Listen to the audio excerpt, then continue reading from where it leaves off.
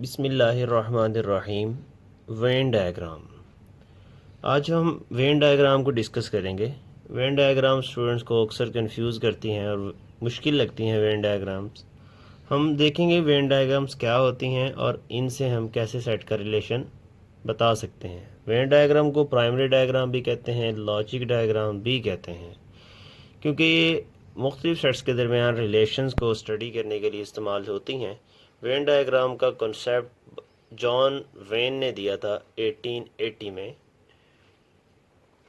देखते हैं जी हम वेन डायग्राम्स क्या होती हैं। सबसे पहले मैं आपको कुछ नोटेशंस बताता चलो जो हम वेन डायग्राम्स में इस्तेमाल करते हैं। वेन डायग्राम में जो यूनिवर्सल सेट होता है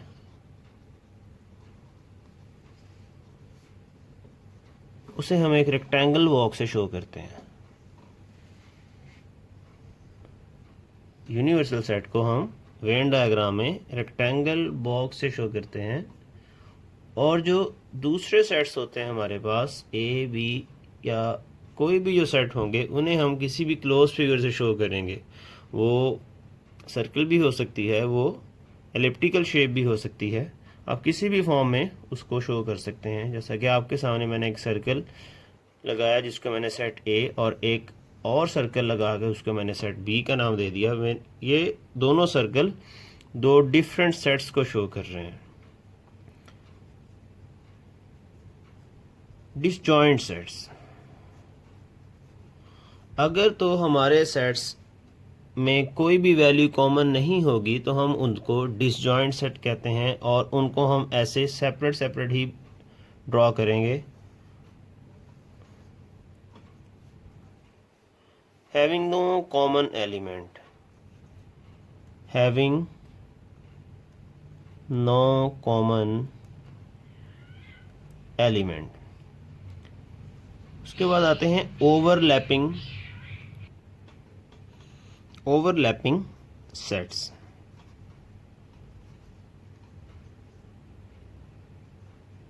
ओवरलैपिंग सेट्स क्या होते हैं? अगर दो सेट्स में कुछ एलिमेंट्स कॉमन हो तो हम उनको ओवरलैपिंग सेट्स बोलते हैं। और ये जो दोनों का कॉमन एरिया है, हम यहाँ पे वो जो कॉमन एंट्रीज होंगी वो यहाँ पे लिखेंगे। ये कॉमन पोर्शन है,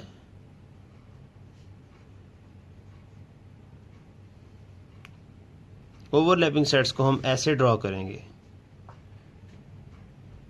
अब आपके सामने मैं डिफरेंट किस्म की छोटी छोटी एग्जांपल से वेन डायग्राम को एक्सप्लेन करता हूँ।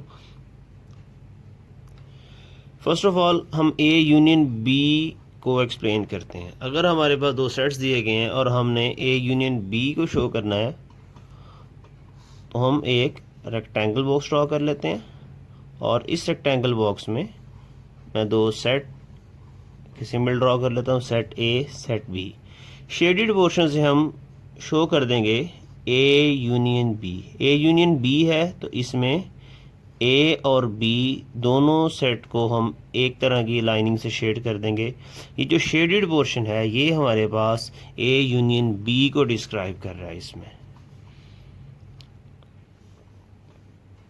अगर हमने ए इंटरसेक्शन बी को वेन डायग्राम के थ्रू शो करना है तो हम अपने सेट्स को ड्रॉ करके, यहाँ पे मैं वैल्यूज़ का इस्तेमाल फ़िलहाल नहीं कर रहा, सिर्फ आपको समझाने के लिए।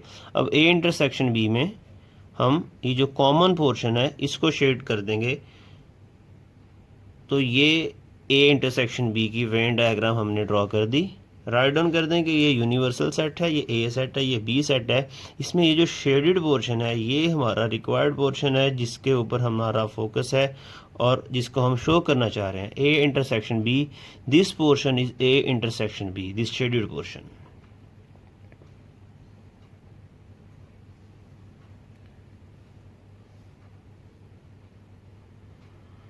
ए इंटरसेक्शन बी इस फॉर्म में भी हो सकता है अगर बी सेट सेट ए का सबसेट हो। ए सेट एक ग्रेटर सेट है और बी स्मॉलर सेट है। इसमें अगर हमने ए इंटरसेक्शन बी को लिखना है या शेड करना है तो हम इस बी सेट को शेड कर देंगे क्योंकि बी ए का सबसेट है, छोटा सेट है, ए का ही हिस्सा है, इसलिए बी सेट शेड हो जाएगा ए इंटरसेक्शन बी में, बी सेट की वैल्यूज़ आ जाएंगी। ये Venn diagram A intersection B को शो कर रही है और इसमें ऐसे सेट्स हैं जिसमें बी सेट सबसेट है सेट ए का।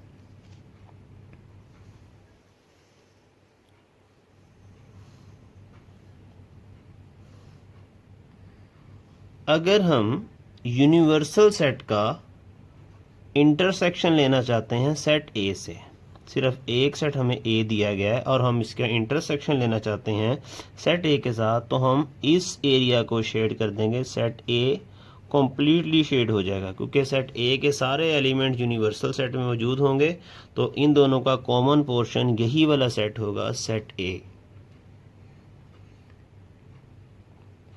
अगर हम ए सेट की इंटरसेक्शन लेना चाहते हैं ए सेट के साथ ही, तब भी इसकी वेन डायग्राम एक सी ही बनेगी। ए सेट का इंटरसेक्शन ए सेट के साथ ए सेट ही आंसर होगा। यहाँ पे आपको मैं एक चीज़ एक्सप्लेन करता चला जाऊँ, अगर ए सेट का इंटरसेक्शन लेंगे ए सेट के साथ तब भी वही सेट आंसर आएगा, अगर ए सेट का यूनियन लेंगे ए सेट के साथ तब भी वही सेट आंसर आएगा। तो जो आंसर आएगा हम उसी पोर्शन को शेड करेंगे। ए इंटरसेक्शन ए का भी यही वेन डायग्राम होगी और ए यूनियन ए की भी यही वेन डायग्राम बनेगी। अब हमने ऐसे एग्जाम्पल ली है जिसमें हमने 3 सेट लिए हैं और 2 डिफरेंट ऑपरेशन अप्लाई हो रहे हैं। पहले ए इंटरसेक्शन बी हो रहा है, फिर उस ए इंटरसेक्शन बी के साथ सी का हम यूनियन ले रहे हैं। हम इसको ड्रॉ करते हैं, एक रेक्टेंगुलर बॉक्स ड्रॉ कर लेते हैं जो कि हमारा यूनिवर्सल सेट होगा। इसके अंदर हम कुछ इस शेप के सेट ड्रॉ कर रहे हैं। ये सेट हमारे पास ए सेट है, बी सेट है और ये सी सेट है। ए इंटरसेक्शन बी, जैसा कि आपको मैंने इस चीज़ को पहले भी एक्सप्लेन किया, अब यहाँ पे सिर्फ ए सेट जो है ये ए इंटरसेक्शन बी को शो करेगा।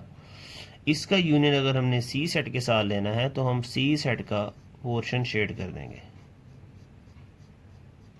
हमारा शेडेड पोर्शन हमारी वेन डायग्राम है और हमने इसी चीज़ को शो करना था। ए इंटरसेक्शन बी ये वाला पोर्शन है और यूनियन प्लस ये वाली एंट्रीज जो यहाँ पे लिखी जाएंगी सी सेट में, ये वाले एलिमेंट्स को हम काउंट करेंगे। इस वक्त मैं कोई वैल्यूज़ नहीं ले रहा, लेकिन जब आप वैल्यूज़ लेके इसको सॉल्व करेंगे तो आपके सामने ये वाली वैल्यूज़ और ये वाली वैल्यूज़ हमारा आंसर होंगी। जैसा कि मैंने उस पोर्शन को शेड कर दिया, ए इंटरसेक्शन बी और यूनियन सी, एक जैसी मैंने लाइंस ड्रॉ की, जैसी लाइंस इधर हैं वैसे ही लाइंस इधर हैं।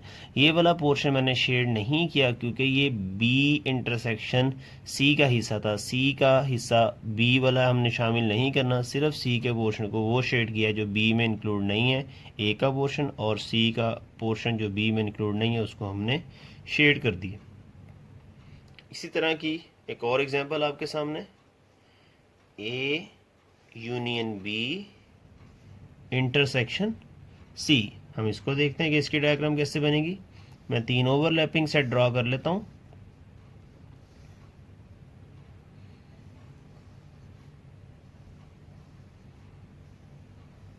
मैंने 3 ऐसे सेट ड्रॉ कर लिए जो तीनों के तीनों ओवरलैपिंग सेट हैं। ये सेट यू है। A intersection B, A union B, जब हम ए यूनियन बी लेंगे तो हमारे पास पूरा सेट ए शेड हो जाएगा और पूरा सेट बी शेड हो जाएगा। अगर इसको मैं डिफरेंट कलर की पेंसिल यूज़ करके हुए शेड करूं तो हम देखते हैं कि हमने ए यूनियन बी को इस तरह शेड कर दिया।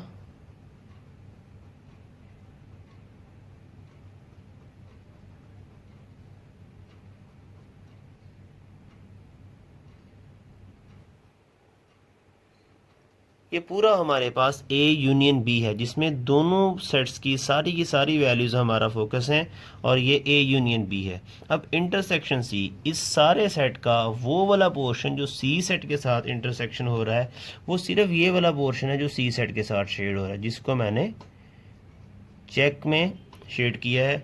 ये हमारा रिक्वायर्ड पोर्शन है जो कि इस हमारे दिए गए क्वेश्चन को एक्सप्लेन कर रहा है A union B intersection C. This is our required portion, intersection C. एक और एग्जांपल आपके सामने, one last example of Venn diagram. मैं ये जो आपके सामने मैंने ये वाली एग्जांपल वेन डायग्राम से ड्रॉ करके दिखाई है, इसी को मैं थोड़ा डिफरेंट तरीके से अगर आपको ड्रॉ करके दिखाऊं, ए इंटरसेक्शन बी यूनियन सी,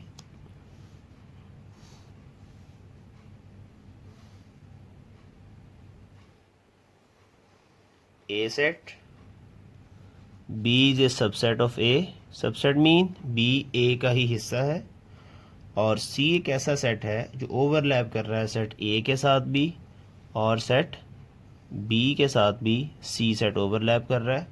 अब इसमें हम देखते हैं A intersection B। A intersection अगर हम B करें तो मैं रेड कलर से इसको शेड कर देता हूँ। A इंटरसेक्शन B में सिर्फ ये वाला पोर्शन आएगा जो A इंटरसेक्शन B का है, और अगर हम बी इसका यूनियन सी सेट के साथ लेना चाहें तो ये वाली सारी वैल्यूज़ को हम शेड कर देंगे B A intersection B union C. ये सारा सेट हमारे पास शेड हो जाएगा,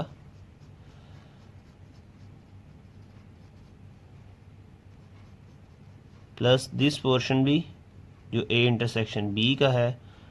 ये सारा पोर्शन हमारा रिक्वायर्ड पोर्शन है, ए इंटरसेक्शन बी का हिस्सा भी प्लस यूनियन सी। हमने सी की सारी वैल्यूज भी, यहाँ की सारी वैल्यूज़ और सी की सारी वैल्यूज़ हमारा आंसर होगा और सोल्यूशन सेट होगा, जो कि हम वेन डायग्राम के ज़रिए शो करेंगे। मैं उम्मीद करता हूँ कि आपको वेन डायग्राम की समझ आ गई होगी। अगर आपको कोई कन्फ्यूजन है इस टॉपिक में तो आप हमसे कमेंट बॉक्स के ज़रिए भी रब्ता कर सकते हैं, या हमारे दिए गए व्हाट्सएप के ज़रिए भी आप हमसे रब्ता कर सकते हैं। मज़ीद अपडेट्स के लिए हमारे चैनल को सब्सक्राइब कर दें और बेल आइकन को प्रेस कर दें ताकि हर अपडेट आप तक सबसे पहले पहुंचे। Thank you.